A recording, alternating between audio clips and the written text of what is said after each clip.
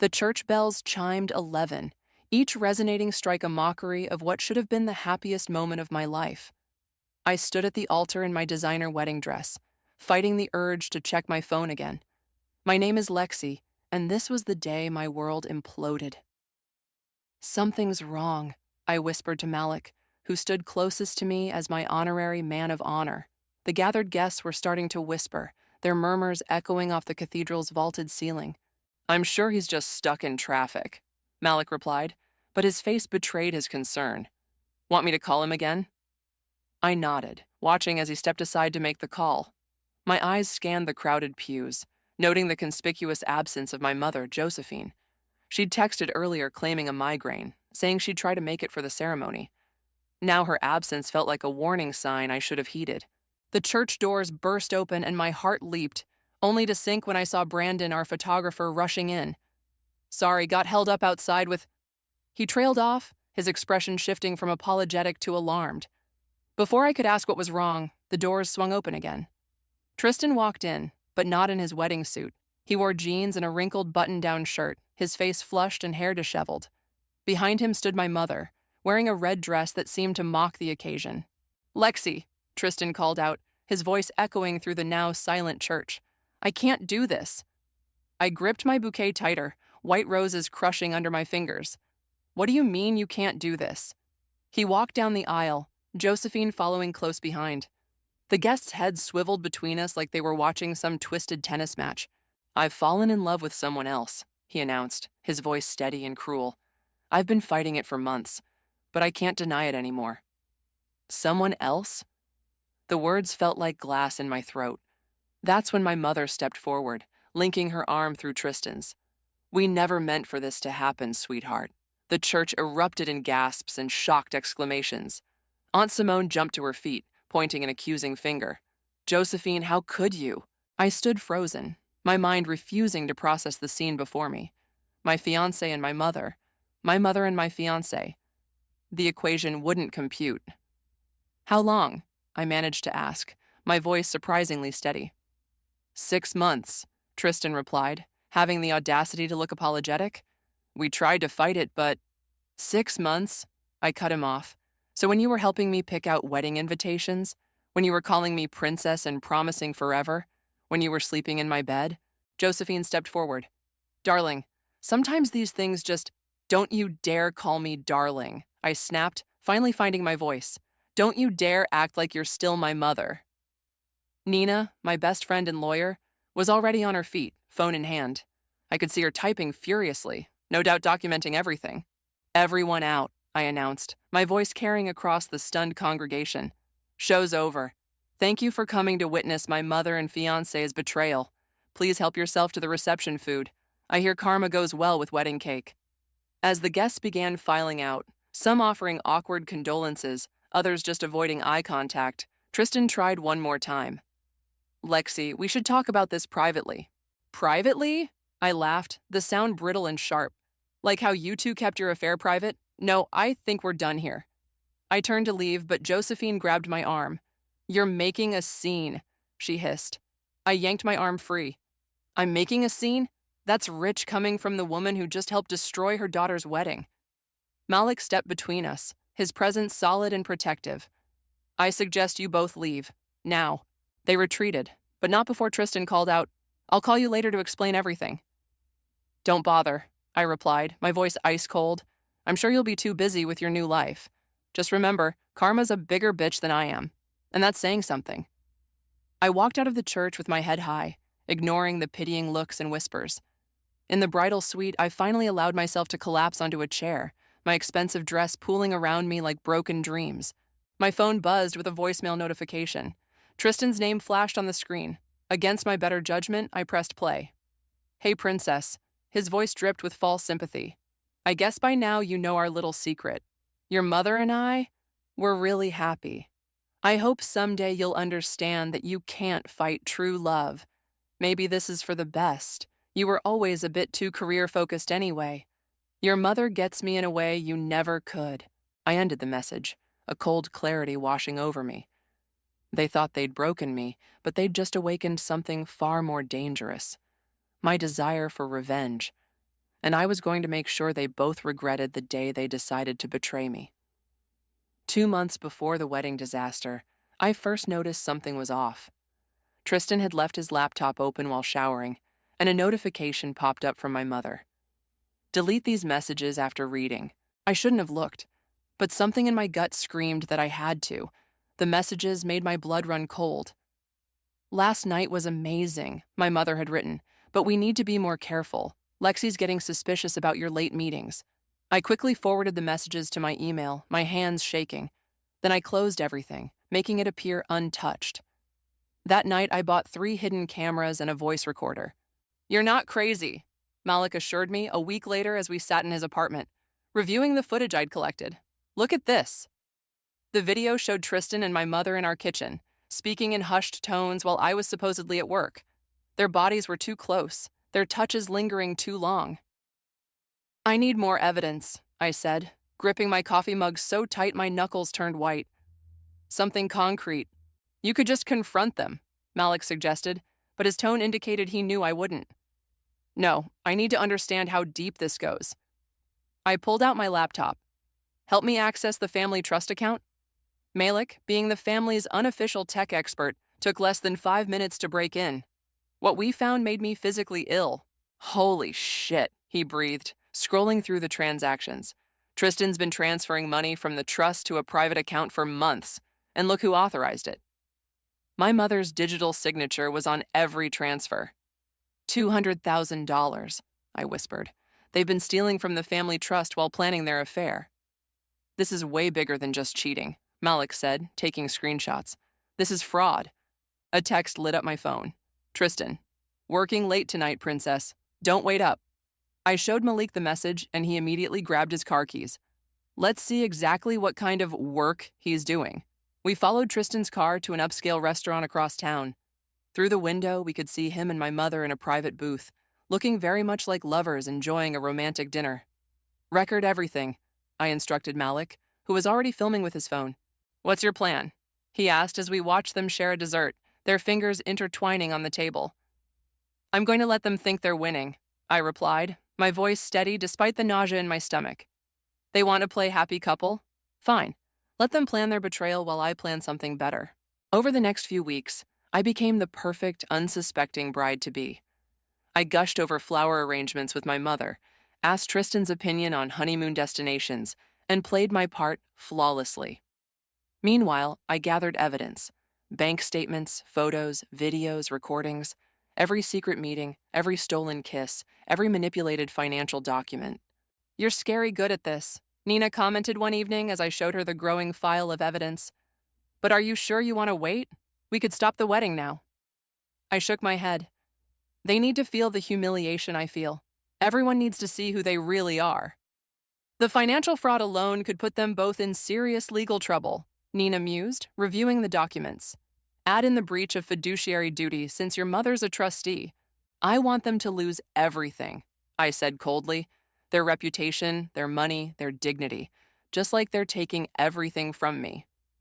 The day before the wedding, I got my final piece of evidence. I'd accidentally left my phone recording in my mother's study during the rehearsal dinner. "Tomorrow's going to be difficult," Tristan's voice played through my earphones as I listened later that night. "But once it's done, we'll be free." "Are you sure you want to do it this way?" my mother asked. "We could just tell her privately." "No," Tristan replied firmly. "She needs to understand she never really had me. Public humiliation will keep her from fighting back.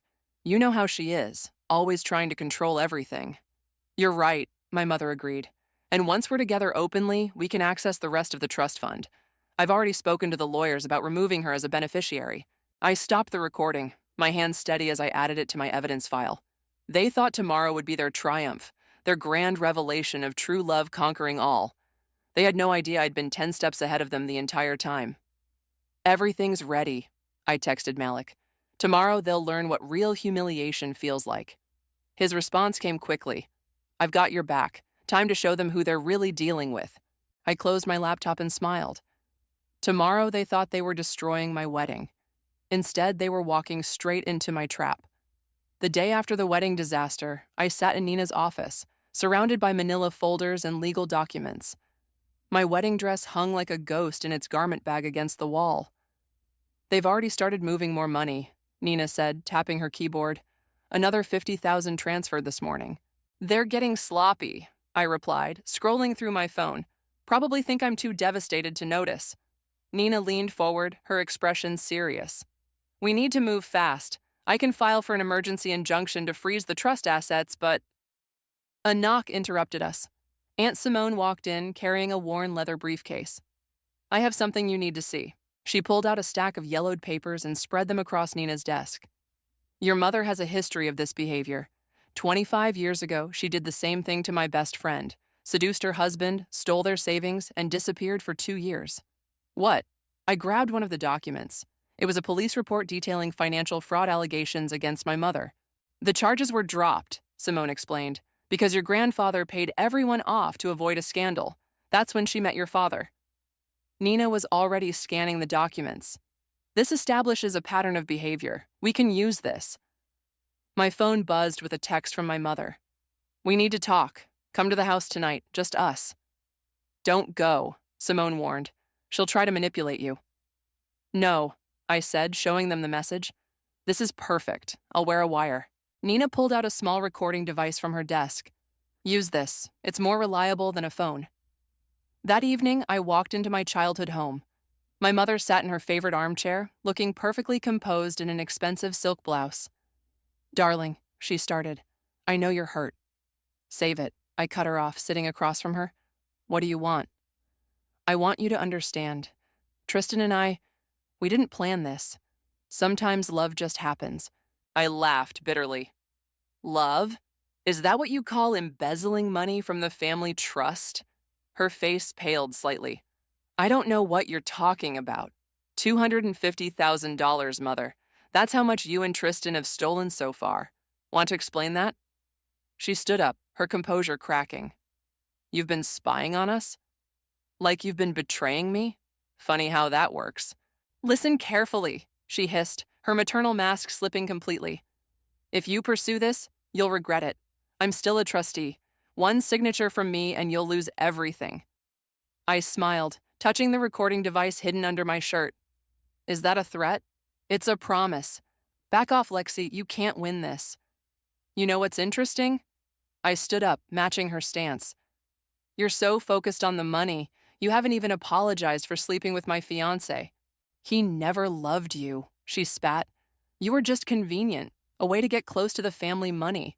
We've been laughing about it for months. Perfect. Got it all on tape.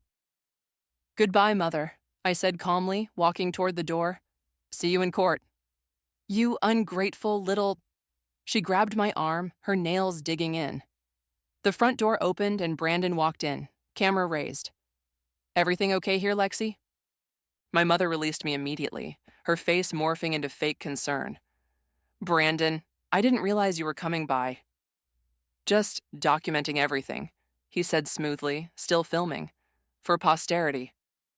Back at Nina's office, we played the recordings. Simone shook her head in disgust. She hasn't changed at all.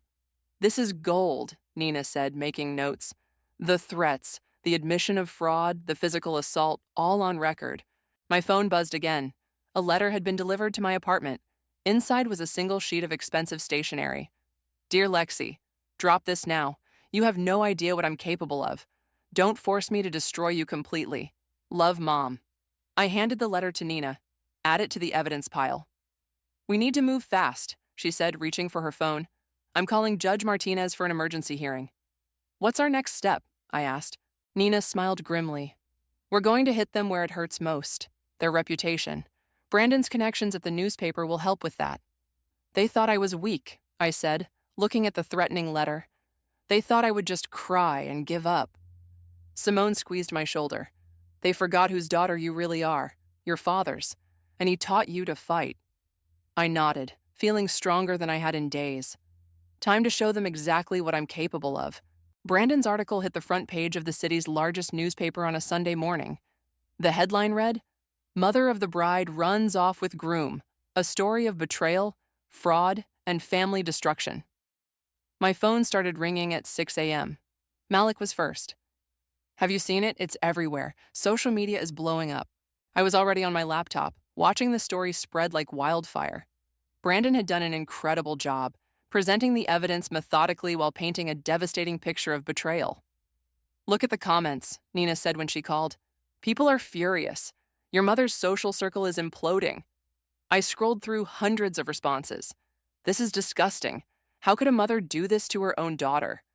I know these people. Never shopping at their business again. The financial fraud allegations are shocking. Where are the authorities? By noon, local TV stations were picking up the story. I watched from my apartment as reporters camped outside my mother's house, waiting for comment. They're at Tristan's office too, Brandon reported, sending me live footage. He tried to leave through the back door, but they caught him. Want to see him running to his car? The video showed Tristan, disheveled and panicked, pushing through reporters while they shouted questions. Mr. Kent, did you plan to humiliate your fiancée at the altar? Is it true you've been embezzling from the family trust? How long were you sleeping with your future mother-in-law? My phone buzzed with a text from Tristan. What have you done? This is insane. Call them off. I replied with a screenshot of his gloating voicemail from the wedding day. Karma's funny that way. The doorbell rang. It was Nina with a stack of papers. The judge granted our emergency injunction. The trust is frozen. They can't touch another penny. How are they taking it? Your mother's lawyer called 3 times already. They're desperate to settle. I shook my head. No settlements. I want this to play out in public court. My laptop pinged with an email notification. It was from my father's sister in Europe. Just saw the news. Your mother did the same thing to our family 20 years ago. I have documents to prove it. Want them? Forward everything to Nina, I replied immediately. More messages poured in. Old friends of my mother's, former business associates, even her college roommate. Each had a story, a warning, a piece of evidence showing her pattern of destruction. You've started an avalanche, Malik said, bringing over lunch. Look at this. He showed me a social media post from one of my mother's closest friends. After 15 years of friendship, I'm horrified to learn the truth about Josephine. To all the families she's destroyed. I'm so sorry I didn't see it sooner. The post had thousands of shares.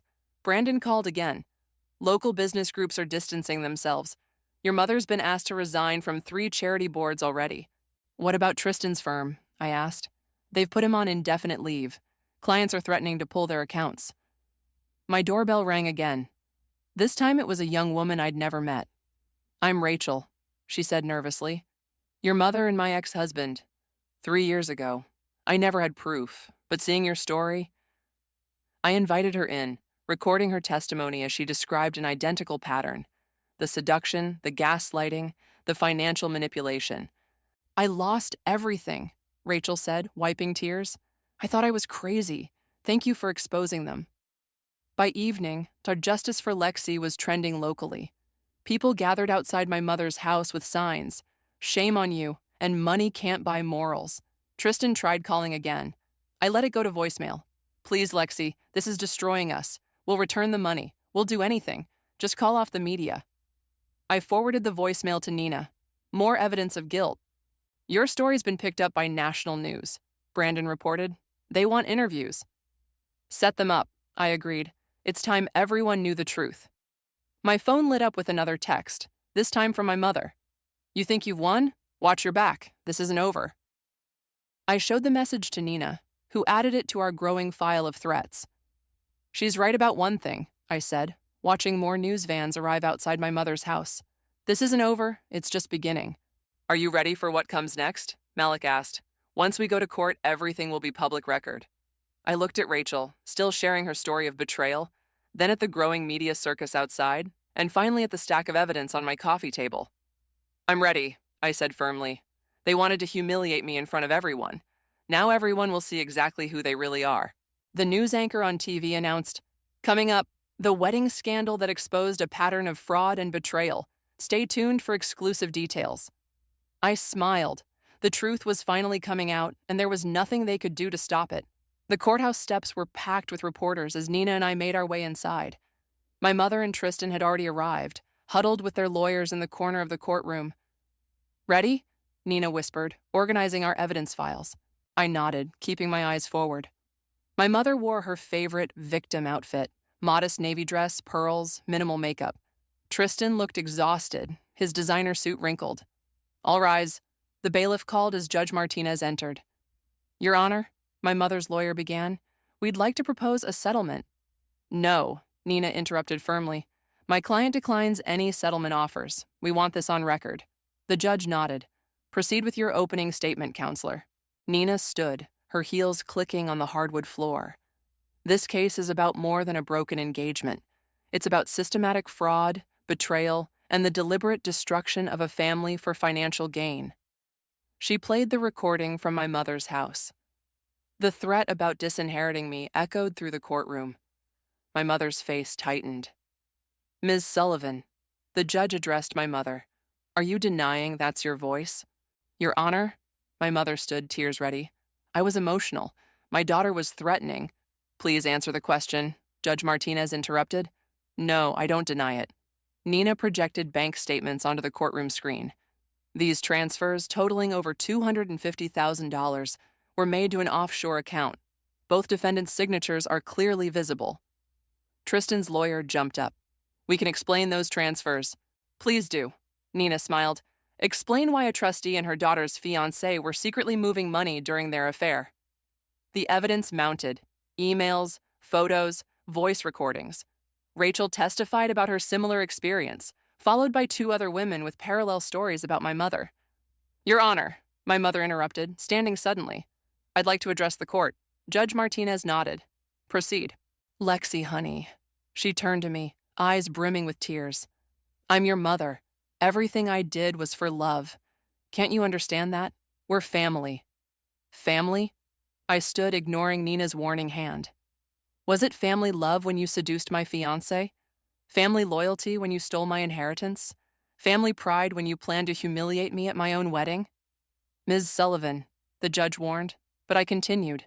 You want to talk about family? Let's talk about Rachel's family and the others. How many families have you destroyed, Mother?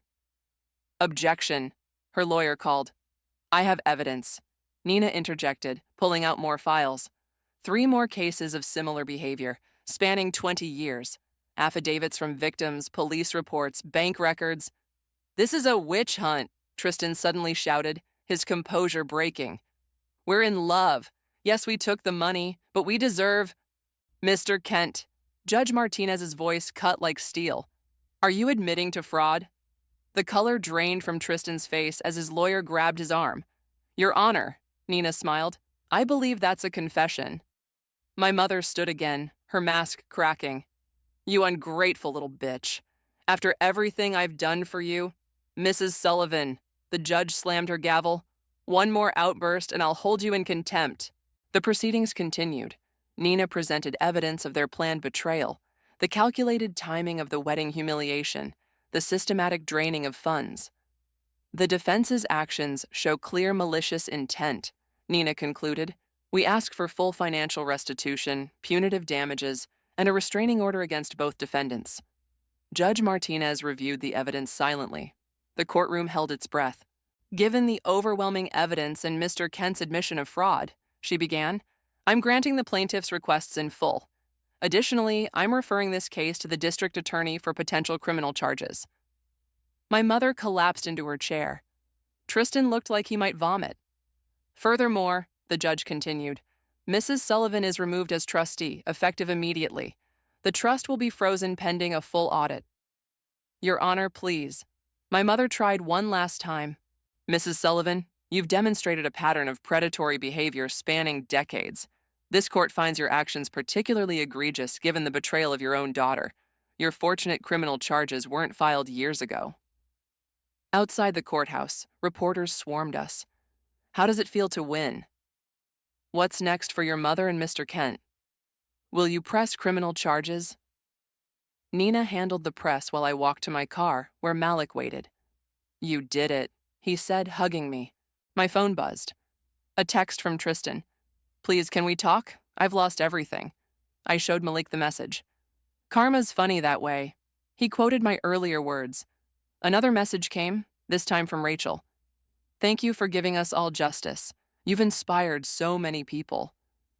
I looked back at the courthouse where my mother was being hounded by reporters. Her perfect image finally shattered. Let's go, I told Malik. I think we're done here. But as we drove away, I knew this wasn't the end. It was just the beginning of their downfall. My father's call came late that night. "I'm outside your apartment," he said, his voice heavy. "Can we talk?" I found him sitting in his car, looking older than I'd ever seen him. "Hey, Dad." "I watched the court footage," he said as I slid into the passenger seat. I had no idea about any of it. "I know. 20 years, Lexi. 20 years of marriage, and I never saw who she really was." I reached for his hand. "She fooled everyone." "Not you," he said quietly. "You saw through her. You fought back." He pulled out a thick manila envelope. "There's something you need to see." Inside were documents dating back to before I was born. Bank statements, letters, photographs, all showing a pattern of manipulation and deceit spanning my mother's entire adult life. "I found these in her study after the wedding," he explained. "She's been doing this for decades. Different names, different cities, but always the same pattern." "Why didn't you bring these to court?" "Because," he hesitated, "some of these implicate powerful people. People who paid to keep her quiet. I needed to be sure you were ready for what might come next." My phone buzzed. A text from Brandon. "Major development. Turn on Channel 7 now." I pulled up the news on my phone. The headline made my breath catch. "Wedding scandal mother linked to prominent businessman's disappearance." "That's why I'm here," my father said, watching the report. "They're reopening the case of Robert Walsh's disappearance from 15 years ago. Your mother was the last person to see him alive." "What?" "She was having an affair with him. He vanished 2 days after threatening to expose her schemes." A knock on the car window made us both jump. It was Nina. "Sorry to interrupt," she said when I rolled down the window. "But we have a situation. Your mother's trying to leave the country." "What?" "Airport security stopped her an hour ago. She had fake passports and over 50,000 in cash." My father's face hardened. "She's running, just like before." "There's more," Nina continued. "Tristan's agreed to testify against her. He's telling everything." My phone lit up with another message, this time from my mother. "Meet me. 1 hour, the old boathouse. Come alone or everything burns." "Don't go," my father and Nina said simultaneously. "She's desperate," I replied, showing them the message. "Which means she's dangerous." "Then we do this smart," Nina said, already dialing. "I'm calling Detective Rodriguez." An hour later, I approached the boathouse wearing a wire, with police hidden nearby. My mother stood by the water, still in her court outfit. "I knew you'd come," she said without turning around. "What do you want?" She finally faced me, her expression eerily calm. "Did you ever wonder why your father's business suddenly succeeded 20 years ago?" "What are you talking about?" "Robert Walsh didn't just disappear," she smiled coldly. "He made a significant investment first. Your comfortable childhood, your trust fund, all built on secrets I've kept." "Are you threatening Dad now?" "I'm offering you a choice. Drop everything, the charges, the investigation, all of it, and these documents stay buried." She patted her handbag. "Or watch your father go down with me." "You're bluffing." "Am I?" She pulled out a file. "Your father's signature is on every document. He knew, Lexi. He always knew." I stepped closer, seeing the papers in the dim light. They looked authentic. "You really are a monster," I whispered. "I'm a survivor," she corrected. "Something you clearly inherited. So, what's it going to be? Your revenge or your father's freedom?" I reached for the file. As soon as she released it, Detective Rodriguez emerged from the shadows. "Josephine Sullivan, you're under arrest for attempted extortion and flight risk." "You wore a wire?" she hissed at me. "My own daughter?" "I learned from the best," I replied, watching as they handcuffed her. "By the way, Dad's already talking to the FBI. Has been for weeks. Those documents, they'll make great evidence." Her face contorted with rage as they led her away. "This isn't over." "Actually," I called after her, "it is. And Mom, orange is definitely not your color." Later, reviewing the recording with Nina and my father, I felt strangely empty. "You okay?" Nina asked. "She was ready to destroy everyone," I said, "even her own family." My father squeezed my shoulder. "But she didn't count on you being stronger than her." My phone buzzed with a news alert. "Socialite arrested, New evidence in cold case. What happens now? I asked. Now, Nina smiled grimly. We make sure she never hurts another family again. The weight of the evidence file felt heavy in my hands. It wasn't just about my revenge anymore. It was about justice for everyone she'd ever hurt. The final court session felt like a circus. News vans clogged the streets, and the courtroom was packed with reporters, victims, and curious onlookers. All rise. The bailiff called as Judge Martinez entered. My mother sat at the defendant's table, wearing prison orange instead of her designer clothes. Tristan was beside her, but they wouldn't even look at each other now. Before we proceed, Judge Martinez began. The court has received Mr. Kent's testimony and cooperation agreement. Tristan stood, his voice shaking. Your Honor, I want to apologize to Lexi publicly. What we did was cruel and calculated. Mrs. Sullivan, she manipulated me, but I was willing to be manipulated. The money, the thrill of secrecy, I lost myself. Save the performance, I muttered, but Nina shushed me. Furthermore, he continued, I can confirm that Mrs. Sullivan confessed to me about Robert Walsh. She bragged about it one night after too much wine, said he was, quote, just another man who underestimated her. The courtroom erupted in whispers. My mother's lawyer jumped up to object, but she waved him down. If I'm going down, she announced, standing, I'm doing it my way. She turned to face the gallery. Yes, I took advantage of weak men and their money. Yes, I engineered situations for my benefit. And yes, Robert Walsh threatened to expose me, so I handled it. I've spent my entire life watching men take what they want. I simply learned to play their game better. Mrs. Sullivan, the judge warned, are you confessing to Mr. Walsh's disappearance? She smiled coldly. I'm confessing that men like Robert Walsh, like Tristan here, like all of them, they see what they want to see. A helpless woman, a seductress, a victim. I gave them their fantasy while taking everything they had. And your daughter? Judge Martinez asked. Was she just another mark? For the first time, my mother's composure cracked. Lexi was supposed to understand. She's my daughter. She has my blood, my instincts. Instead, she chose to be weak like her father. Weak? I stood up, ignoring Nina's attempt to stop me. I exposed you. I brought you down. How is that weak? You could have joined me, she hissed. We could have been unstoppable together. Instead, you chose justice. She spat the word like poison. Order! Judge Martinez slammed her gavel. Mrs. Sullivan, you've just confessed to multiple felonies in open court. Do you understand that? I understand that I'm done pretending, she replied. Done playing the repentant mother, the misunderstood woman. You want to send me to prison? Fine. But remember, everything I did because men made it easy. They wanted to believe the lies. The judge shuffled her papers.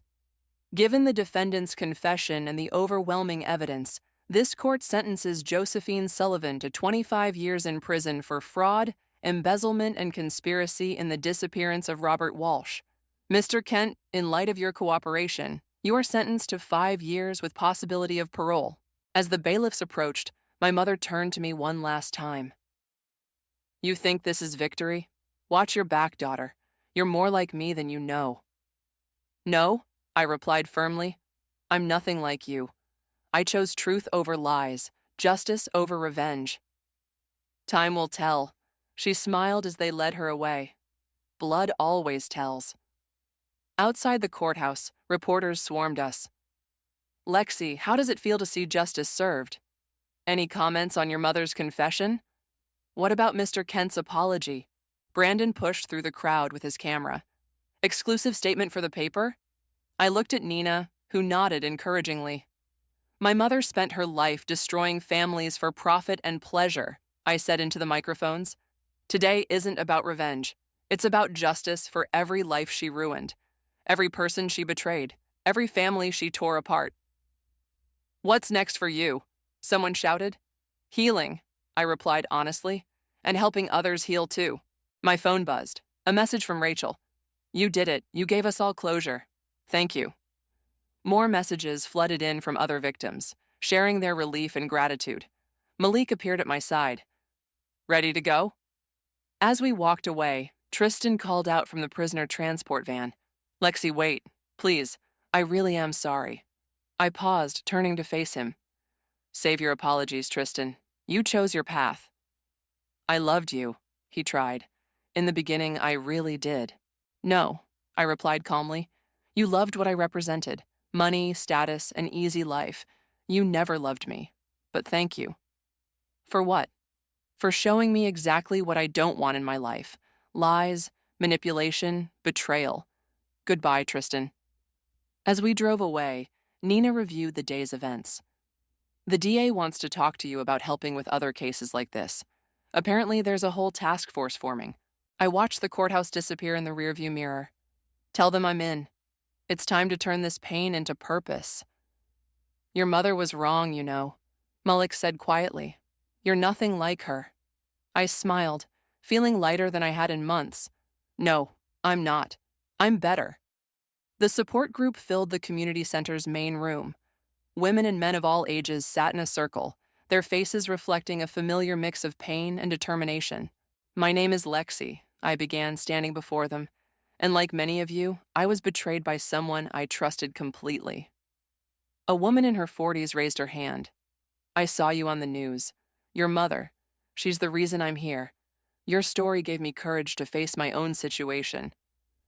That's why we're all here, I replied, to turn our pain into power. Nina slipped into the room, giving me a subtle nod. I knew what that meant. The task force had made another arrest based on our work. After the session, Rachel approached me. Remember when I first came to you during the trial? I was broken, ashamed. Now I'm helping others rebuild their lives. You did that yourself, I smiled. I just showed you it was possible. My phone buzzed. A message from the prison chaplain. Your mother's requesting to see you again. Delete, I muttered, hitting the button. She'd been sending requests weekly since her sentencing. Still not ready? Rachel asked, seeing my expression. I don't need her version of closure, I replied. I found my own. Brandon burst through the door, waving his phone. Lexi, Tristan's giving a full interview from prison. He's naming names, exposing other scams. Your mother's entire network is crumbling. I pulled up the article on my phone. Tristan's confession was comprehensive, detailing how my mother had built her web of manipulation over decades. Look at the comments, Brandon pointed. Hundreds of people sharing similar stories, finding connections, offering support. Ms. Sullivan, a young intern from the DA's office, appeared. We've found 3 more cases matching your mother's pattern. The task force needs your insight. Send me the files. I nodded. I'll review them tonight. Malik arrived as the room cleared out. Ready for dinner? Dad's waiting at the restaurant. Actually, I said, I need to make one stop first. We drove to the cemetery where Robert Walsh's family had placed a memorial stone. His daughter stood there, placing fresh flowers. Sarah, I called softly. I'm Lexi. She turned, recognition flooding her face. I've been wanting to meet you. Your mother's confession. It finally gave us answers. I'm so sorry for what she did. Don't be, Sarah said firmly. You exposed the truth. That's more than anyone else ever did. Back in the car, Malik watched me carefully. You okay? Better than okay, I replied. For the first time, I feel like I'm exactly where I'm supposed to be. At the restaurant, my father waited with Nina and Brandon. A small celebration for another successful prosecution of one of my mother's former accomplices. To justice, Nina raised her glass. To healing, Rachel added, joining us. To family, my father said, squeezing my hand. The real kind. My phone lit up with another prison notification. This time it was from Tristan. I know you'll never forgive me, but thank you for showing me how to make things right. I showed the message to the table. Are you going to respond? Brandon asked. No need, I replied. His actions can speak for themselves now. Speaking of actions, Nina pulled out a folder. The governor's office called. They want you to head a statewide task force on financial fraud and family abuse cases. They want me? I asked, surprised. Who better? My father said proudly. You turned personal tragedy into a mission to help others. You're not just surviving anymore, you're leading. A notification popped up on everyone's phones simultaneously. Breaking news about my mother's case leading to international fraud investigations. Your mother wanted to create a legacy of destruction, Malik observed. Instead, she created a daughter who's rebuilding everything she tried to break. We're rebuilding, I corrected, looking around the table at my chosen family. All of us. Sarah joined us, pulling up a chair. Room for one more? Always room for healing hearts. I smiled. My phone buzzed one final time. A message from the prison chaplain. Your mother asked me to tell you she's proud of what you've become. Should I relay your response? I typed quickly. Tell her thank you. She taught me exactly what kind of person I never want to be. That's the greatest gift she could have given me. Looking around the table at these faces, friends, family, fellow survivors, I felt something I hadn't expected. Peace. Not because the pain was gone, but because we'd transformed it into purpose. So, Nina raised her glass again. What's next? I smiled, thinking of all the people still needing help, still fighting their own battles against betrayal and abuse. We keep going, I replied. We keep helping, we keep healing, together. The glasses clinked, and in that moment, I knew. This wasn't just an ending, it was a beginning. My beginning. Our beginning.